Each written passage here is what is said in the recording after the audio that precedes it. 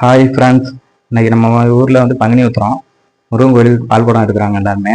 அதுக்கு என்ன ஸ்பெஷல்னு காட்டுறோம் பாருங்க. பாருங்க, பாயாசத்துக்கு ரெடி பண்ணியாச்சு. பாயாசம் இதில் என்னென்ன சேர்த்துருக்கோம் அப்படின்னா தேங்காய் பூவு, பால், ஜீனி, சவரிசி. அடுத்து இங்கே பாருங்க, சுண்டல் வந்து வேக வச்சாச்சு. ரைஸு பாருங்க. அடுத்து உருளைக்கிழங்கு குருமாவுக்கு பொடி பொடியாக நரிச்சாச்சு. இது வந்து நேராக இது பண்ணிடுவாங்க, கையாலே நரிச்சிடுவாங்க.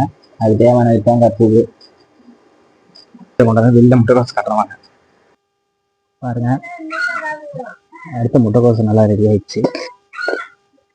முட்டைக்கோஸ் நல்லா பொடி பொடியாக பண்ணியாச்சு. அதோட பாருங்க